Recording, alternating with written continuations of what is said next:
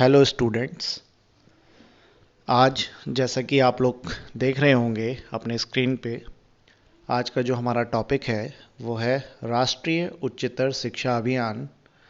अगर इंग्लिश में इसको देखें तो national higher education mission, RUSA.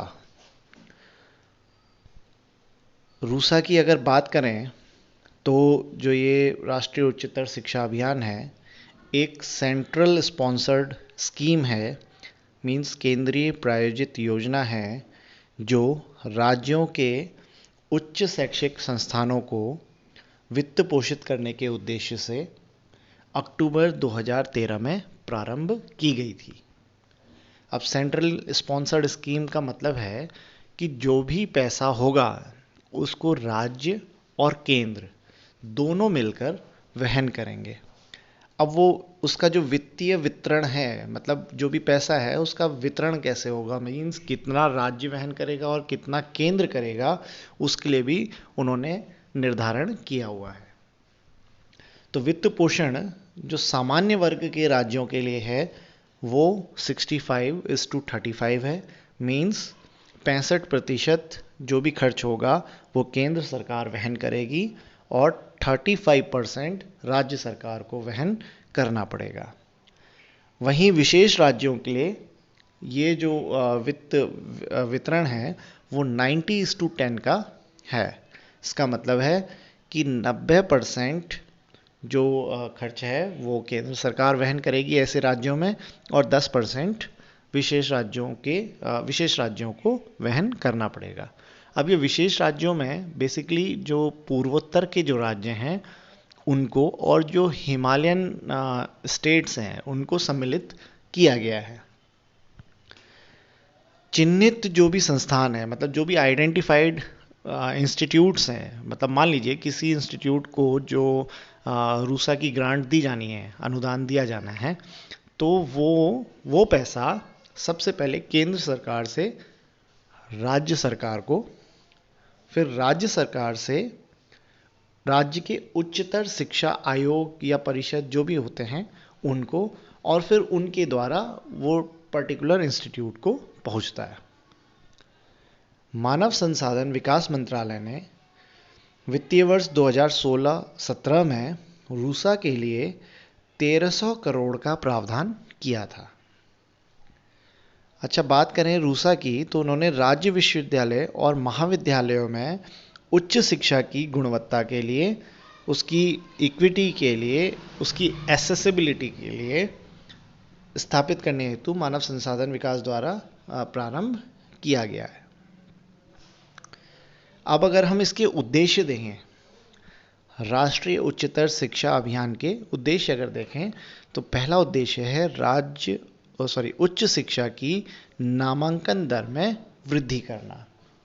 कई बार ऐसा होता है कि माध्यमिक शिक्षा प्राप्त करने के पश्चात बच्चे जो है उच्च शिक्षा में नामांकन नहीं कराते। उनको लगता है कि जितना उन्होंने एजुकेशन लिया है वो उनके भरण पोषण के लिए काफ़ी है, लेकिन जो रूसा का उद्देश्य है वो ये है कि ऐसे बालकों को उच्च शिक्षा में लेके आना है, यानी कि उच्च शिक्षा की नामांकन दर में वृद्धि करना।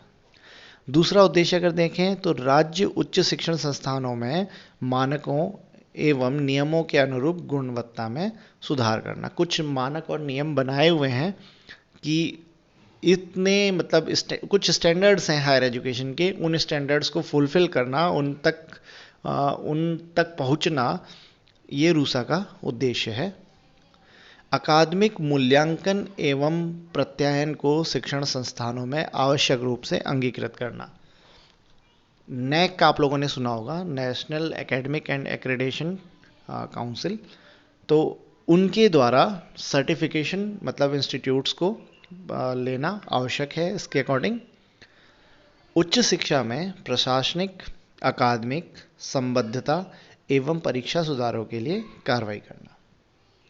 तो प्रशासनिक रूप से किस तरीके से प्रशासनिक जो भी हमारी कमियां हैं, चाहे वो एकेडमिक हमारी कमियां हों, चाहे वो संबद्धता से लेकर कोई कमियां हो परीक्षाओं में, कैसे उन कमियों को दूर किया जा सकता है, यह भी रूसा का एक उद्देश्य है। उच्च शिक्षा परिषद की स्थापना हेतु मार्गदर्शन करना। यदि किसी राज्य में उच्च शिक्षा परिषद नहीं है तो उन राज्यों में उच्च शिक्षा परिषद किस तरीके से उसकी स्थापना की जा सकती है उसके लिए भी मार्गदर्शन देना ये रूसा का उद्देश्य है। उच्च शिक्षण संस्थानों में योग्य शिक्षकों की उपलब्धता सुनिश्चित कर क्षमता विकास करना। ये एक बहुत ही इम्पोर्टेंट इसका उद्देश्य है कि जितने भी उच्च शिक्षण संस्थान हैं वहाँ पे योग्य शिक्षक उपलब्ध हों पढ़ाने वाले, और उनके द्वारा जो पढ़ाए गए बच्चे हैं, क्योंकि अगर शिक्षक योग्य होगा तो कहीं ना कहीं छात्रों में भी उसके गुण जाते हैं, ट्रांसफ़र होते हैं। तो ऐसे शिक्षकों की नियुक्ति करना और उनसे जो पढ़े हुए बच्चे हैं उनमें क्षमता विकास करना, मतलब एक तरीके से कौशल विकास करना है। अगला देखें तो शोध एवं नवाचार हेतु संस्थानों में उचित वातावरण का सृजन करना। नवाचार मतलब रिसर्च एंड इनोवेशन के फील्ड में काम करना, ताकि एक कुछ नया सीखने को मिले, कुछ नया समाज को मिल पाए, ऐसा वातावरण महाविद्यालयों और विश्वविद्यालयों में उपलब्ध कराना ये रूसा का उद्देश्य है। उच्च शिक्षा की सुलभता के लिए क्षेत्रीय असंतुलन को दूर करना। अब ये क्षेत्रीय असंतुलन की जो बात है, बेसिकली इसको इस तरीके से समझा जा सकता है कि कुछ कॉलेजेस, मतलब अगर हम ग्रामीण परिवेश में देखें तो कॉलेजेस बहुत दूर दूर होते हैं और बहुत दूर दूर से पढ़ने के लिए बच्चा उन कॉलेजेस में जाता है, और कई बार ऐसा होता है कि बच्चे ज़्यादा हो जाते हैं, सीट उन महाविद्यालयों में क्या होती हैं, कम होती हैं।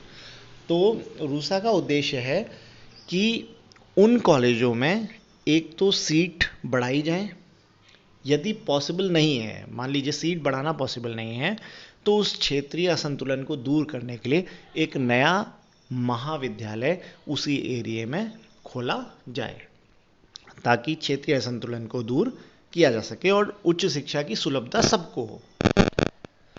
अगला अगर पॉइंट देखें तो सामाजिक रूप से जो वंचित वर्ग हैं, जो भी मार्जिनलाइज्ड ग्रुप होते हैं, जैसे कि अनुसूचित जाति, जनजाति, अल्पसंख्यक, महिला, दिव्यांग, इन सबको उच्च शिक्षा में समुचित अवसर प्रदान करना, ये राष्ट्रीय उच्चतर शिक्षा के जो हैं उद्देश्य हैं। अब अगर हम बात करें रूसा के घटक, तो रूसा जो योजना है इसके अंतर्गत जो भी मतलब वित्तीय सहायता प्रदान करने का जो प्रावधान है वो कुछ घटकों के आधार पर है, मतलब कि अगर ये इनके आधार पर ही जो है किसी एक इस कॉलेज को ग्रांट दी जाएगी। तो वो क्या है जरा देखते हैं। विद्यमान स्वायत्त महाविद्यालयों को उच्चीकृत कर विश्वविद्यालय के रूप में स्थापित करना। जो भी ऑटोनॉमस कॉलेजेस हैं उनको उनका प्रमोट करके उनको बढ़ाकर उनका विस्तार करके उनको विश्वविद्यालय के रूप में स्थापित करना। दूसरा, विश्वविद्यालयों को संरचनात्मक अनुदान। तो ये तो हम लोग जान ही रहे हैं कि रूसा का एक कार्य है कि अनुदान देना। नए मॉडल महाविद्यालय स्थापित करना और महाविद्यालयों को मॉडल महाविद्यालय के रूप में उच्चीकृत करना। एक तो यह है कि नए मॉडल जो भी महाविद्यालय है, मॉडल का मतलब है कि ऐसे महाविद्यालय जहाँ पे व्यावसायिक पाठ्यक्रम भी चल रहे हैं सामान्य पाठ्यक्रम के साथ साथ। दूसरा क्या है कि जो पहले से ही महाविद्यालय हैं उनको भी मॉडल महाविद्यालय के रूप में उच्चीकृत करना, मतलब वहाँ पे भी सामान्य कक्षाओं के साथ साथ व्यावसायिक पाठ्यक्रम भी स्टार्ट किए जाएं। फिर नए व्यावसायिक महाविद्यालय स्थापित करना। अगला है फैकल्टी भर्ती हेतु सहायता। योग्य शिक्षकों की हम लोगों ने बात पहले ही कर चुके हैं, हम जान चुके हैं। शोध, नवाचार एवं गुणवत्ता सुधार आदि के लिए जो है रूसा का एक घटक है, इसके अंतर्गत वित्तीय सहायता प्रदान करने का प्रावधान है। अब यदि हम बात करें रूसा योजना के लक्षित समूह, मतलब अगर टारगेट देखा जाए तो कहाँ रूसा टारगेट करती है, उसका टारगेट ग्रुप क्या है, तो पहला है राज्य विश्वविद्यालय और महाविद्यालय। तो हम लोगों ने जब शुरू में ही पढ़ा था कि एक केंद्र की वित्त पोषित, केंद्र की प्रायोजित योजना है जो राज्य के, केवल और केवल राज्य के विश्वविद्यालय और महाविद्यालयों तक सीमित है। इसके साथ साथ सहायता प्राप्त महाविद्यालय, ठीक है, कुछ घटकों हेतु निर्धारित शर्तों के अंतर्गत परियोजना अनुमोदन बोर्ड की संस्तुति के आधार पर या अनुसार रूसा से सहायता हेतु पात्र हैं। मतलब जब परियोजना अनुमोदन बोर्ड संस्तुति देगा तभी जो है सहायता प्राप्त महाविद्यालय भी जो है रूसा से ग्रांट प्राप्त कर सकते हैं। अब बात यह है कि पहले जो है यूजीसी ये काम करती थी, यूजीसी की ग्रांट मिलती थी कॉलेजेस को, लेकिन वहाँ प्रॉब्लम ये थी कि जो यूजीसी थी वो केवल और केवल सेंट्रल यूनिवर्सिटीज़ के जो कॉलेजेस हैं और यूनिवर्सिटीज़ हैं उनको ग्रांट देती थी। तो प्रॉब्लम ये आई कि एक रूपता नहीं आ रही थी हमारे देश में, जितने भी कॉलेजेस यूनिवर्सिटीज़ हैं, तो जो सेंट्रल यूनिवर्सिटीज़ हैं और जो उनसे रिलेटेड जो कॉलेजेस हैं उनको तो ग्रांट मिल रही थी, लेकिन जो हमारे राज्य के महाविद्यालय हैं या विश्वविद्यालय हैं उनको ग्रांट नहीं मिल पा रही थी। तो उस वजह से केंद्र सरकार ने यह योजना 2013 में लॉन्च की थी। तो मुझे लगता है कि आप लोगों को ये टॉपिक समझ में आया होगा। टॉपिक बहुत इम्पॉर्टेंट है। UPHESC का भी जस्ट कुछ ही समय बाद एग्ज़ाम होने वाला है, उसके अकॉर्डिंग भी यह टॉपिक इम्पॉर्टेंट है। बीएड का सिलेबस अगर आप देखेंगे तो उसके अकॉर्डिंग भी यह बहुत इम्पॉर्टेंट टॉपिक है। तो आशा करता हूँ कि आप लोगों को समझ में आया होगा। जितने भी लेक्चरर की तैयारी कर रहे हैं, लेक्चरर एग्ज़ाम्स की नियर फ्यूचर, तो वो भी इस टॉपिक को ज़रूर देख लें। क्वेश्चंस इसमें से आते ही आते हैं, तो आशा करता हूँ कि आप लोग इसको उस अकॉर्डिंग तैयार करेंगे। धन्यवाद।